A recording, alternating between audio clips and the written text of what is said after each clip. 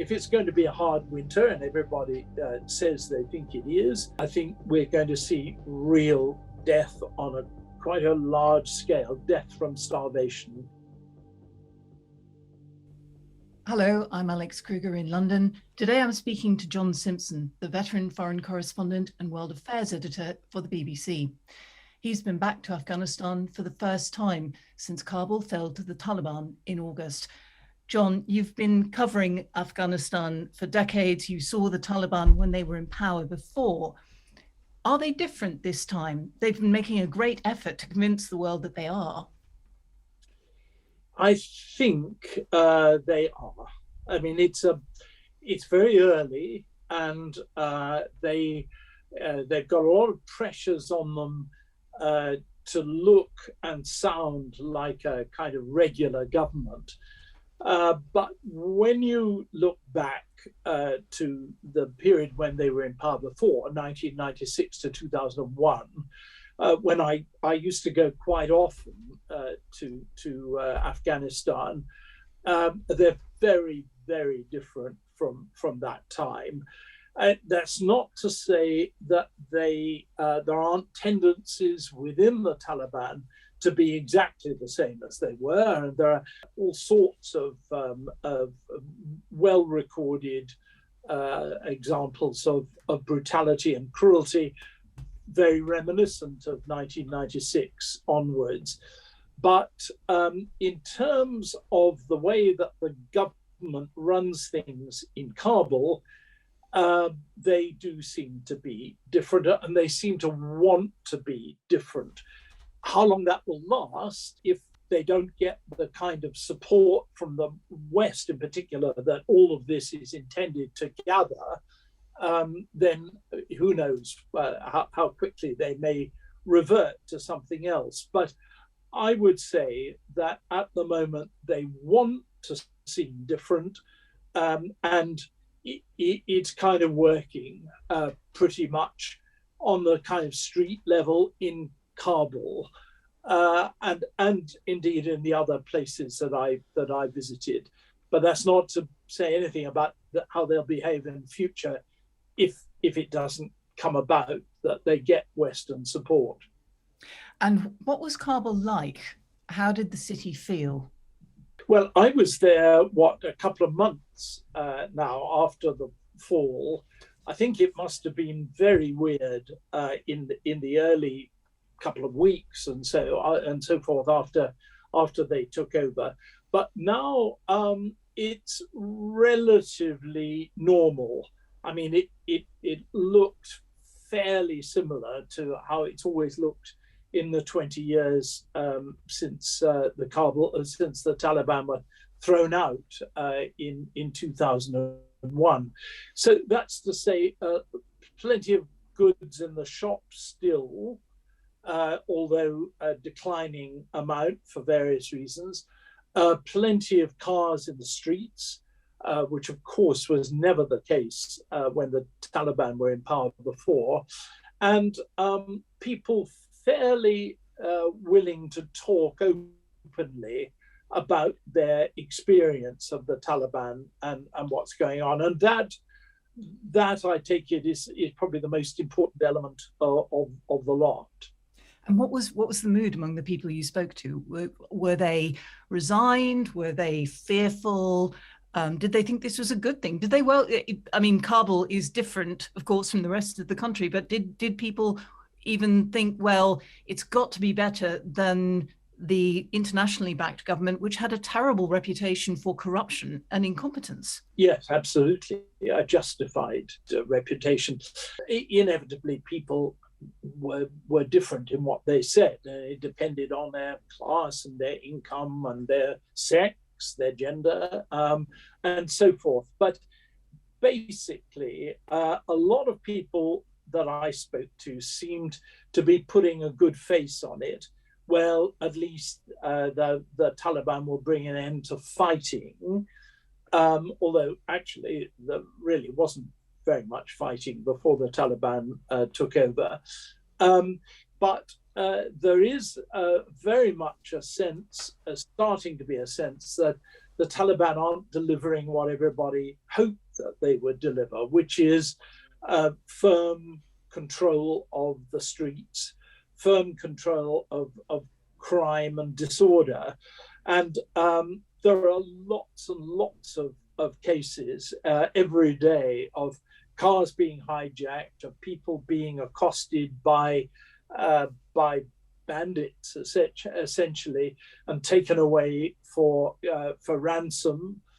It happened to my crew and I. What exactly happened, we couldn't work out, but a couple of guys on motorbikes turned up with weapons, and one of them jokingly said, "We've come to take you away." It didn't happen.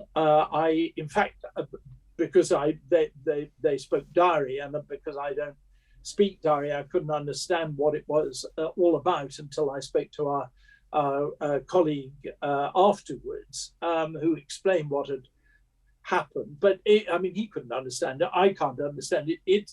But it was a kind of symptom of the general sort of lawlessness. I mean, I've spent so much time in Afghanistan over the decades. Nothing like that has ever happened to me before. And I can't help thinking that whether or not it was in any way serious, or maybe just even a joke, doesn't really matter. It's the fact that nobody ever said that kind of thing in the past, and they are saying it now. When the Taliban were in power before, they weren't actually very interested in government or anything really outside of Islamic law. 20 years later, they came back. They found this structure of government had been put in place, and however imperfect, it had delivered a measure of prosperity to people. Now, what do they think of this, and how are they coping with the expectations of managing a country, of running an economy? Well, I really wish I'd been able to speak to them before, Alex. I mean, I think this is an absolutely key question. Did they come in thinking it was 1996 all over again, or did they realize how much a city like Kabul had changed in 20 years? I don't know that they did.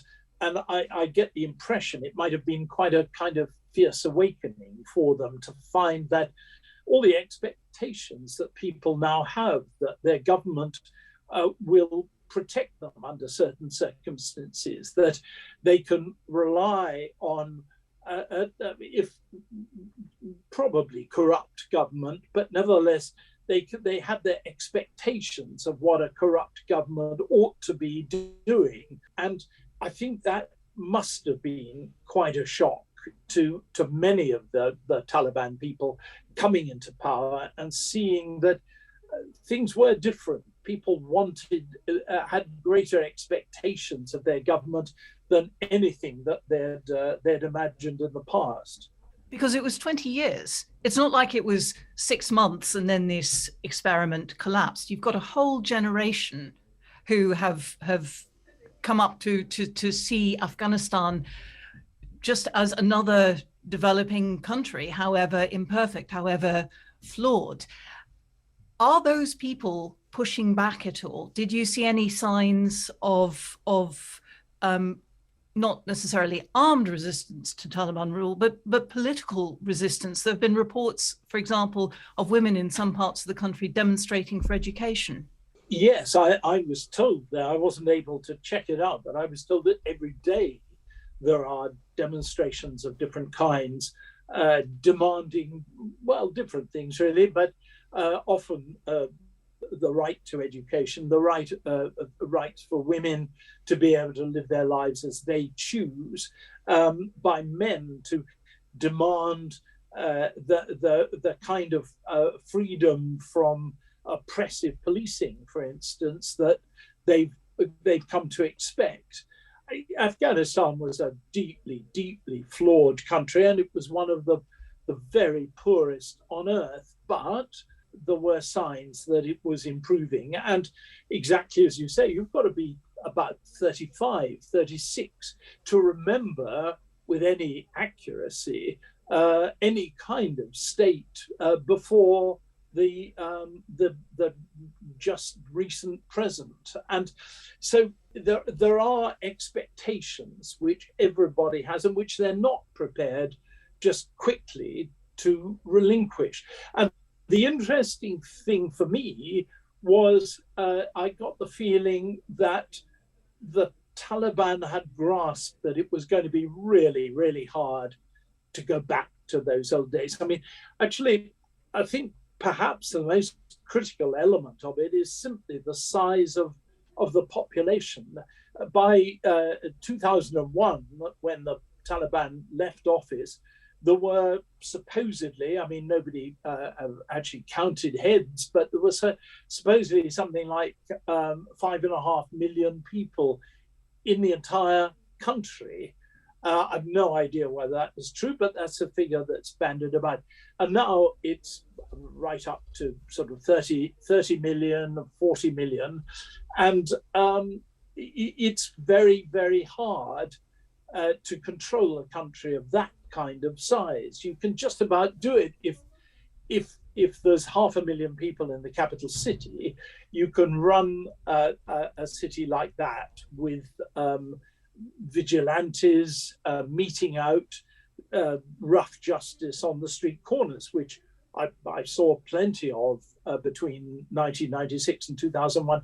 Much, much harder now. If you're to do something which local passers-by don't like, don't approve of, and they're there in numbers, quite difficult for a small group of vigilantes, for instance, to impose their will. What about the economy? Because international donors froze the transfer of funds to Afghanistan after the Taliban takeover, and yet international aid accounted for 40% of the economy. What happens when you take away 40% from an already small economy? Are the effects beginning to be felt? They really are. They're more felt kind of emotionally, I think, just at the moment than in hard, real terms. But people are getting terrified of what's going to happen. It's quite rare to find anybody who gets a decent pay packet. And again and again and again, must have happened, dozens and dozens of times, if not more, to me. People saying that they used to be paid up until the time the Taliban took over. They've had no money since. And there are plenty of goods in the shops, and there's plenty of food around. I mean, okay, fine. A lot of that is the fruit that comes in from the kind of end of harvest time. But nevertheless, I mean, you could walk down the street of any town or city or village, indeed, that I went to, and see plenty of food around. It's not the supply that's in question, it's people's ability to pay for it. And again, as I say, I spoke to people who genuinely were running out of cash. When they run out of cash, doesn't matter how much is in the on the market stalls or in the shops. People are going to begin to starve. They're already starving. I mean, a man told me that he'd had to take his, I think, 7 children to the mosque and just simply abandon them there because he couldn't afford to feed them any longer, couldn't really afford to feed himself. And he said, I couldn't bear to see my children starve to death in front of my eyes. And I think that sort of thing, you hear more and more and more instances of that all the time. So if it's going to be a hard winter, and everybody says they think it is, I think we're going to see real death on quite a large scale, death from starvation.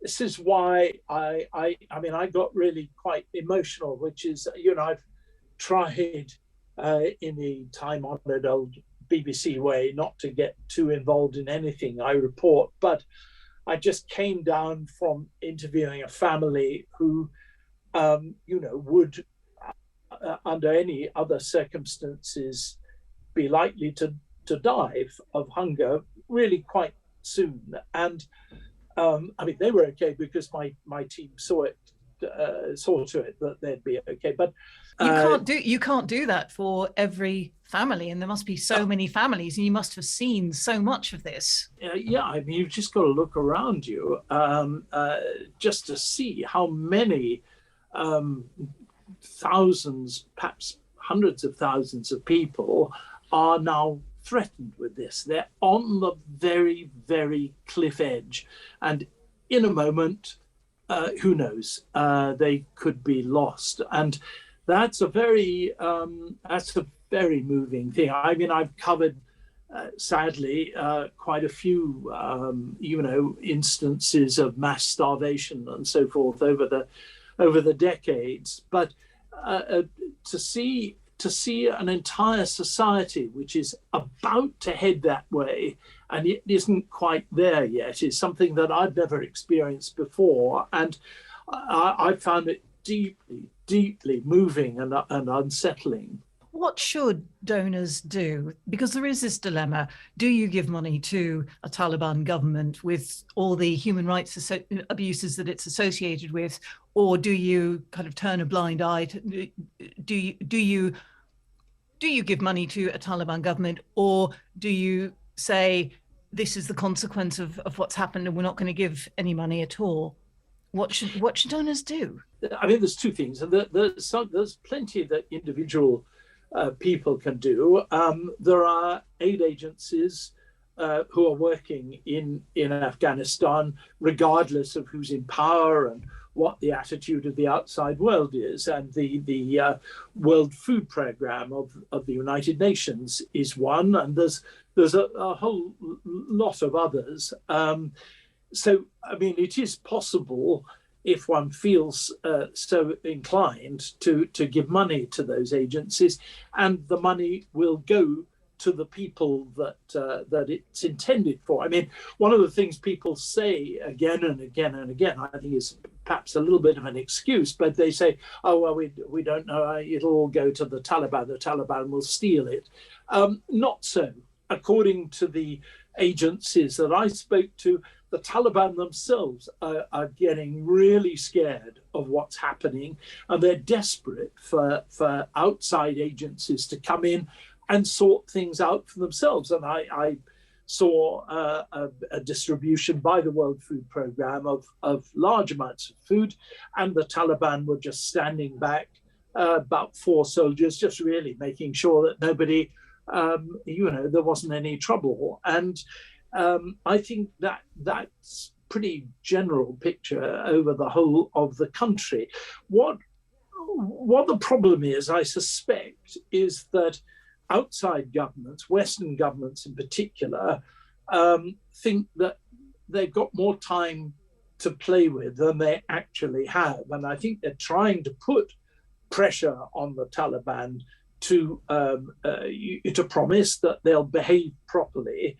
And in the meantime, they're blocking, of course, the reserves of Afghanistan and any kind of financial aid going in from governments. My feeling, having been there, is that this is a game that should have been played months ago. If it was going to be, it should have been played in August when the Taliban, but not in November, not at the end of November, when food stocks people's ability to buy the food stocks is so appallingly threatened. That's just my feeling from having seen it. China and Russia, but particularly China, pushing large amounts of food into the country. But there's all sorts of evidence that the Taliban are quite uncomfortable about having Chinese or being reliant on Chinese help, and they would actively like to have Western powers sending in help as well. That's fascinating. I hadn't realized that China was becoming such a player in post fall of Kabul, Afghanistan. Yeah, I mean, you don't see them there. You don't see any sign really of Chinese influence, but it's just that the Taliban themselves talk about their reluctance to be dependent on China, from which one assumes that the Chinese are saying, leave it all to us. We can sort out all your problems if you'll just let us, and if you'll, make certain agreements with us. And one of the arguments that comes up again and again is about of course, the Chinese government's approach to ethnic minorities who are Muslims. And the Taliban are deeply reluctant to be wholly dependent on a country which treats its Muslim inhabitants in the way China does. And you managed to get out of Kabul. You were in Bamiyan in central Afghanistan. What was the atmosphere like there? How different was it? Well, it was very different. I saw more poverty in Bamiyan than I did in Kabul. Maybe that was just because I didn't go to the right places. In fact, I think that is quite likely. But Bamiyan is a town which has been quite prosperous in the past, but which is now really, I would have thought, almost entirely composed of people who in any other society would be regarded as bitterly poor. And that was really very painful to see yet again, people who are just clinging on by their fingernails and who, already starting to fall into hunger and chaos. And there was more obvious in Bamiyan than in Kabul, where there are greater reserves of cash and food and supplies and families that will help and so forth. So I've been lucky enough to work in Afghanistan, and I think it's something that people who've never been there are surprised to hear, but there is something very captivating about the country. There is something very endearing about it. And when I saw what was happening in Kabul, I felt sick, but in particular, thinking of the journalists I'd worked with, the young women journalists working for the BBC's Persian services, Persian language service, and to think of what was happening to them. You must know so many people, and how do you feel about their future? Are you afraid for them? What have they told you?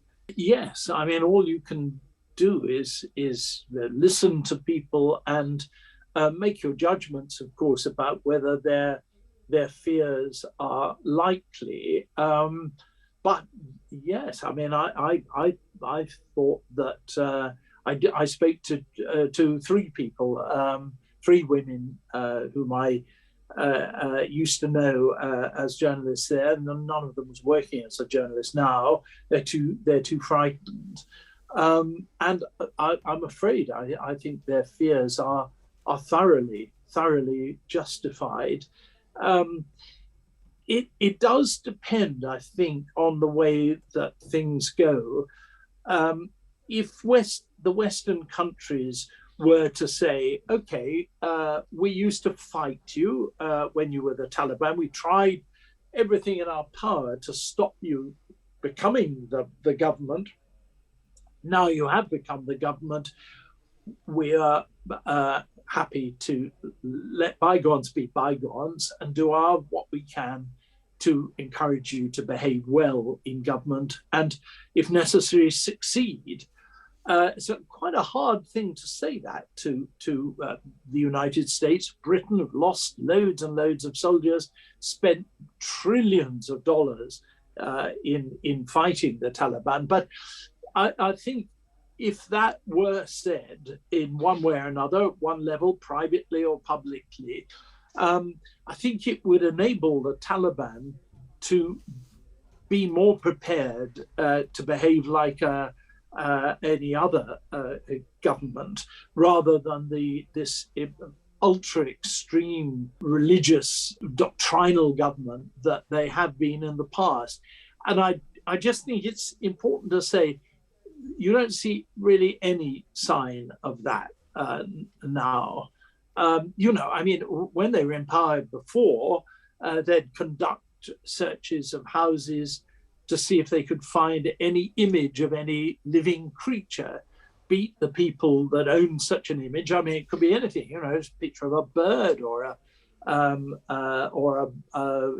little kid or something like that, a child's decoration for a child's room, and those people would be beaten and the picture would be destroyed. They're not doing that now, and my guess is they realize that such a thing would be absolutely impossible. When will you next be in Afghanistan? I don't know. I mean, if it were up to me, I mean, you talked about how lovely it is. I really think it's just about my favorite country on earth. Something about the mountains, something about the people, something about the way they are. I mean, over the years, Afghans have, given their lives for me. Several people have died to protect me, and that kind of loyalty and affection is very impressive. And when you benefited from it, you can't just easily turn your back on the place. But I'm not being sentimental. I'm not putting it on for effect when I say that Afghanistan is really very, very close to my heart. And I can't tell you how happy I was when I walked down the aircraft steps and just felt the air and smelt smells and saw the sights of Afghanistan again. So until I do get back there, I'll be really, really sad. I hope it'll be soon. John Simpson, thank you for talking to us. If you've enjoyed this video, you can see more on the New Statesman website and on our YouTube channel.